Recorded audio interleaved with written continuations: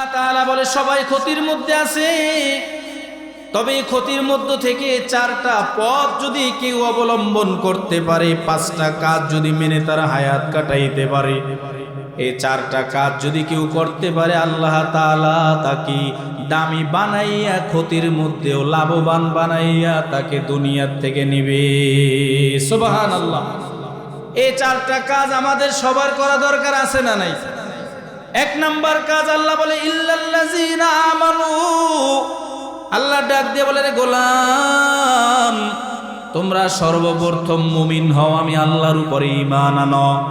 ও বাবাজি, আমরা সবাই ঈমান আনছি কি আনি নাই?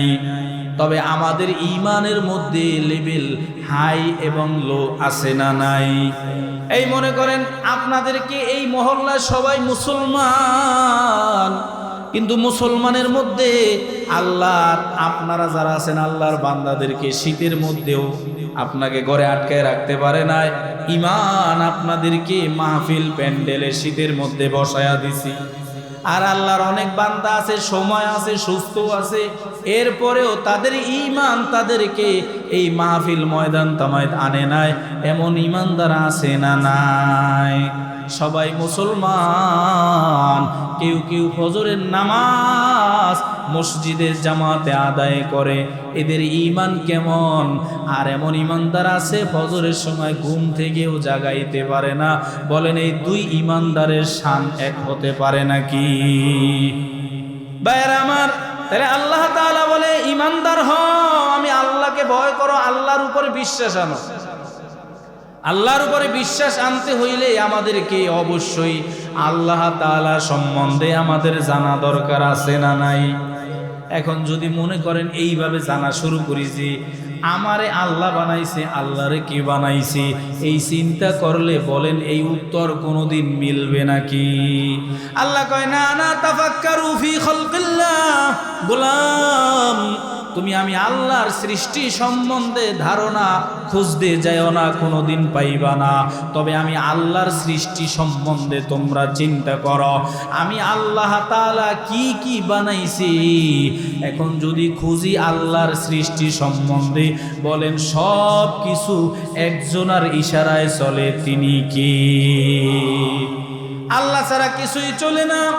এজন্যই তো আমরা বলতে পারি আল্লাহ, আমি ছাড়া আপনার বহুত বান্দা আছে, কিন্তু আল্লাহ আপনি ছাড়া তো আমার কেউ নাই। কথা ঠিক না ঠিক? এইভাবে যদি আমরা আল্লাহর কাছে রোনাজারি করার জন্য হাত তুলে বলতে পারি, মায়া লাগাই, আল্লাহ আমি ছাড়া আপনার বহুত বান্দা আছে, কিন্তু আমার তো আপনি ছাড়া আর কেউ রব নাই। আল্লাহ গো, গুনাহ করে ফেলাইছি, আমারে মাফ করে দেন। আল্লাহর কাছে এইভাবে ক্ষমা চাইলে আল্লাহ ক্ষমা করতে পারে কি পারে না? অবশ্যই পারে। এটাই আল্লাহ বলে ইল্লাল্লাযীনা আমানু। তোমার কলবের মধ্যে রাখো যে আমি আল্লাহ সব পারি, আমি আল্লাহ সব দেখি, আমি আল্লাহ তাআলার কাছে সকল ক্ষমতা। পৃথিবীর যত ক্ষমতাসীন আছে সবার ক্ষমতা একটা সময় শেষ হয়, কিন্তু আমার আল্লাহর ক্ষমতার কোনোদিন শেষ আছে নাকি?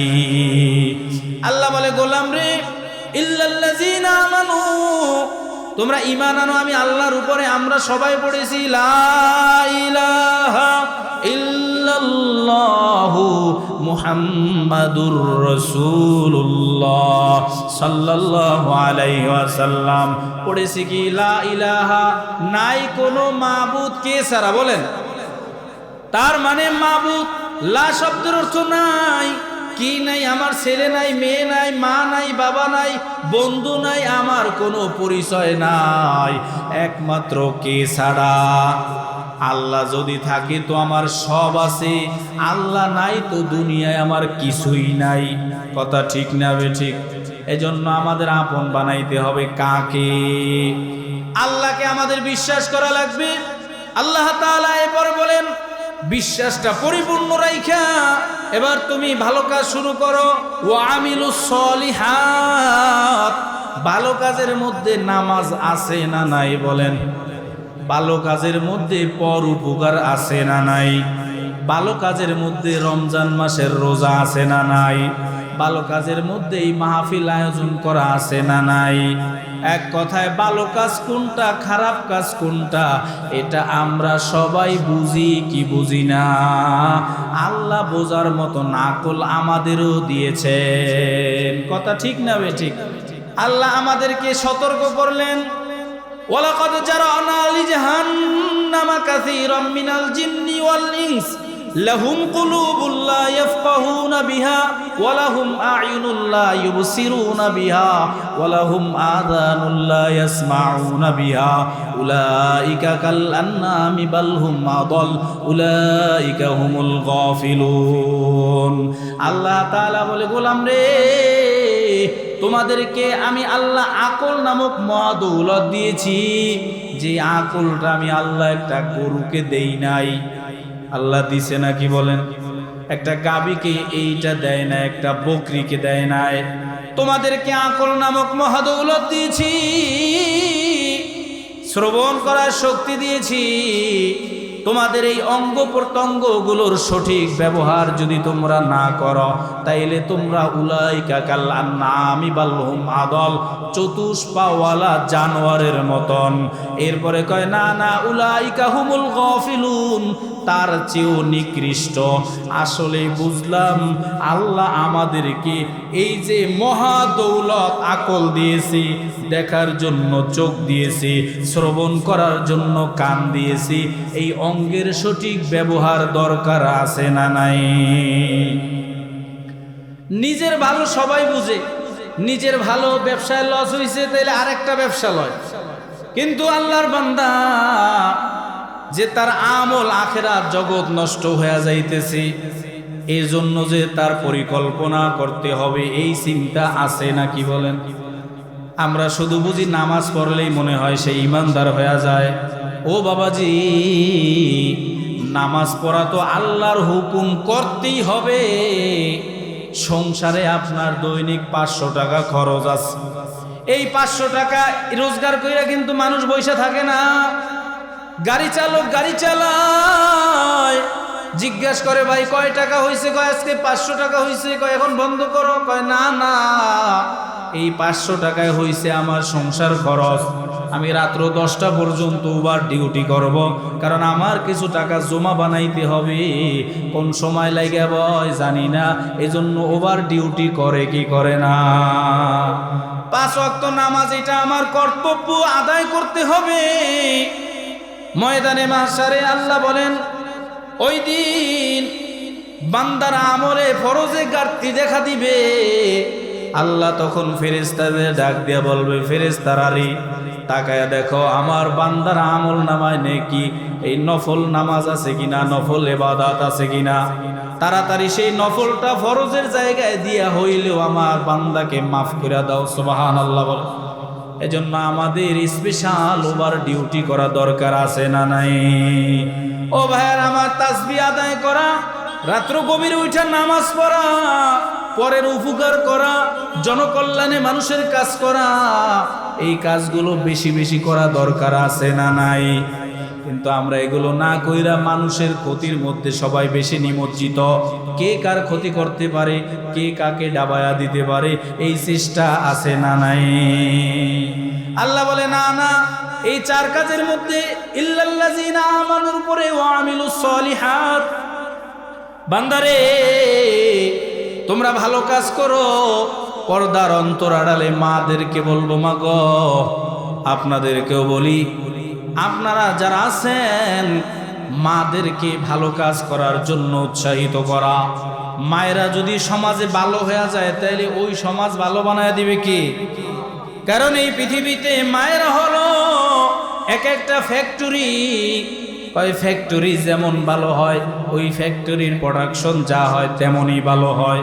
কথা ঠিক না বেঠিক? মনে করেন একটা চানাচুর বানানোর জন্য একটা মেশিন নিয়ে আসছেন, জাপান থেকে মেশিন আনছেন, ওই মেশিন সব যন্ত্রপাতি ঠিক আছে, আপনি চানাচুর বানাইবেন, আটাটাও আনছেন জাপান থেকে, উন্নত আটা, সব ঠিক আছে, কিন্তু যখন মাল মিক্সার করবেন তখন একটু কেরোসিন বা ডিজেল দিয়া দিছেন। বলেন এত উন্নত মেশিন দিয়া উন্নত দেশ থেকে আটা আনিয়া যেই চানাচুর বানাইবেন ওই চানাচুর খাওয়ার উপযোগী হইবে নাকি? তো আমার মা বোনদেরকে বলবো, মা গো, আপনারা যদিও নবী না, তবে নবীরা আপনাদের গর্ভ থেকে আসছে, কথা ঠিক না বেঠিক? একজন মা, এই পৃথিবীতে বাইজিদ বুস্তামির নাম আমরা শুনি, এই বাইজিদ বুস্তামি তো কোনো না কোনো মায়ের গর্ভ থেকে আসছে, কথা ঠিক না বেঠিক? ভাইয়ের আমার, আমরা যে আমাদের এই পাশে সারসিনার দরবার শরীফ মরহুম হুজুররা ঘুমায় আছি, দাদা পীর সাহেব হুজুর এই যে শুয়ে গেছেন, তারা কত বুজুর্গ মানুষ, এই বুজুর্গরা তো কোনো না কোনো মায়ের গর্ভ থেকে আসছে, কথা ঠিক না বেঠিক? এজন্য মাগো বলবো, মাগো আপনাদেরকে বলি, আপনারা যদি একটু ভালো হয়ে যান তাইলে সমাজ আল্লাহ ভালো বানায়া দিবে। ও মাগো, আপনাকে সহজ রাস্তা রসুল বলেন, কোন মা যদি 4টা কাজ করতে পারে আল্লাহ তাআলা অমন মাকে জান্নাতের 8টি দরওয়াজা মায়ের জন্য আল্লাহ রিজার্ভ করে দেয়। 1 নাম্বার, সাল্লাত ইযা খামসাহা ওয়া সামাত শাহরাহা। মাকে বলে, ও মা, রসুল বলেন কোন মা যদি 5 ওয়াক্ত নামাজ ঠিক মতন আদায় করে, কয় ওয়াক্ত বলেন? আমার মায়েরা নামাজ ঠিকই 5 ওয়াক্ত আদায় করে, তবে নামাজের বাহিরে এবং ভিতরে 13টি ফরজ আছে, নামাজের বাহিরে 7টি ফরজ আছে, এর মধ্যে একটা ফরজ হইল ওয়াক্ত মতো নামাজ পড়া। আমার মায়েদেরকে, মা বোনদের নামাজে ওয়াক্ত এলোমেলো হয়ে যায়, আছে না নাই? নামাজ ঠিকই পড়ে তবে ওয়াক্ত মতন আদায় করে না। জোহরের সময় রান্না বান্না কইরা, সন্তানাদি স্বামীকে খাবার দিয়া, নিজে গোসল কইরা এরপরে আসছে, আইসা নামাজে দাঁড়াইছে যখন, তখন আসরের রক্ত চলে আসছে, হয় না এরকম? নামাজ ঠিকই পড়ছে তবে আসরের রক্ত চলে আসছে। আবার মাগরিবের নামাজ, আমার মা সংসারের সকল কাজ গুছাইয়া মা যখন নামাজে দাঁড়াইছে, মনে করেন কিছু মুরগি আছে, এটা খুবরিতে ঢুকাইতে হবে, ছাগল বকরি আছে, এটা তার ঘরে ঢুকাইতে হবে, গরুর ঘরের মশারিটা ফালাইয়া দিয়া মা যখন নামাজে দাঁড়াইছে তখন মাগরিবের রক্ত চইলা গেছে। আমার মায়েদেরকে বলবো, মা গো, 5 ওয়াক্ত নামাজ পড়বেন, তবে নামাজ যেন ওয়াক্ত মতন হয়। আল্লাহ আমার মা বোনদেরকে 5 ওয়াক্ত নামাজ গুরুত্ব সহকারে আদায় করার তৌফিক দান করুক, বলি আমিন। 2 নাম্বার কাজ হইল ওয়াসামাত শাহরাহা, রমজান মাসের রোজা। ও বাবাজি, এবছর দেখেন চিন্তা করতে করতে রমজান কিন্তু সামনে এসে গেছে, অল্প 2-1 মাস পরে রোজা চলে আসছি।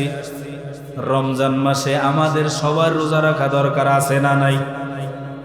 ফেব্রুয়ারি মাসে 18 ফেব্রুয়ারি অথবা 17-18 ফেব্রুয়ারি চাঁদের গতিতে রমজান আইসা গেছে। এখন এই রমজান মাসে আমাদের রোজা রাখা, এটা কি মহিলারা রাখবে না পুরুষ সবাই রাখবে বলেন? কিন্তু আপনাদের এই এলাকায় রমজান আসার আগে আগে কিছু গ্যাস্ট্রিকের রোগীর প্রভাব হয়, রোজায় রোজা রাখে না, রমজান মাসে একটু চুপি চুপি খায়, জিগায় কিরে রোজা রাখো না? কয় ভাই রমজান মাস পড়ছে পর গ্যাস্ট্রিক এমন চাপ দিছে, আল্লাহ তাআলা আপনার নিয়তের উপরে বরকত দিবে। শুধু রমজান মাসে গ্যাস্ট্রিকের অজুহাত দিয়েছেন, বাকি 11 মাস গ্যাস্ট্রিকে আলসার দিয়া দিতে পারে কি পারে না? অথচ যারা রোজা রাখে তাদের জিগাইবেন। অনেক আল্লাহর বান্দা বলে, হুজুর আমি বাকি 11 মাস আমার গ্যাস্ট্রিকের ঔষধ ছাড়া চলে না, কিন্তু রমজান মাস আসলে পরে আমার গ্যাস্ট্রিকের ঔষধ লাগে না। সুবহানাল্লাহ বলেন। নিয়ত যেমন বরকত তেমন দেয় কি? মায়েদেরকে বলতেছি, মা গো, 1 নাম্বার 5 ওয়াক্ত নামাজ পড়বেন, রমজান মাসের রোজা রাখবেন। 3 নাম্বার স্বামীর খেদমত করবেন। 3য় নাম্বার, 1 নাম্বারে কি করবে বলেন? নামাজ পড়বে। 2 নাম্বারে রমজান মাসের রোজা রাখবে। 3 নাম্বার স্বামীর খেদমত করবে। এখন স্বামীর খেদমত আমাদের সমাজে আছে না কমছে? স্বামীর খেদমত অবশ্যই কমে গেছে। এর একমাত্র কারণ হলো যে আমরা উভয়ের অস্তিত্ব ভুলে গেছি। আমরা এখন তো নিজেদেরকে সবল হিসাবে পরিচয় করতে পারি না। আর মা বোন যারা আছে তারা স্বামীর আনুগত্য না কইরা স্বামীর জিম্মি বানাইয়া মনে করেন একজনার এই এলাকায় চেয়ারম্যান, যে চেয়ারম্যানের বউর একটা দাম আলাদা আছে না। এখন কেউ যদি এই সমাজে মনে করেন চায় যে আমি আমার স্বামীরে সবচেয়ে সম্মানিত বানাইয়া তারে আমি স্বামী ভক্তি হয়ে চলবো, আর আমি সেই একজন যোগ্য একটা সফল স্বামীর স্ত্রী হইব, তাইলে এই স্ত্রীর কি সম্মান কমছে না বাড়ছে? মা গো, আপনাদেরকে বলবো, মা স্বামীর খেদমত করবেন, স্বামীর আনুগত্য করবেন। কারণ আল্লাহর রসুল বলে কোন স্ত্রী যদি আগে মারা যায় আর ওই স্ত্রীর স্বামী যদি এতটুকু সাক্ষী দেয়, আল্লাহ আমার যেই স্ত্রীটা মারা গেছে এই স্ত্রীর প্রতি আমি রাজি খুশি ছিলাম, আল্লাহ আপনি ওর উপর রাজি খুশি হয়ে যান। রসুল বলে এই একটা দোয়াই ওই স্ত্রীর জান্নাতে যাওয়ার জন্য যথেষ্ট হয়ে যাইবে। আমাদের সমাজে এখন স্বামীর আনুগত্য খুব কম। কারণ হইল আমার মা বোনদের ধর্মীয় জ্ঞান নাই, আর যাও একটু আছে আধুনিক যুগের সুশিক্ষায় শিক্ষিত। আধুনিক শিক্ষায় তারা শিক্ষিত হইয়া এখন নারী পুরুষ সমান অধিকারের দাবি তুলছে।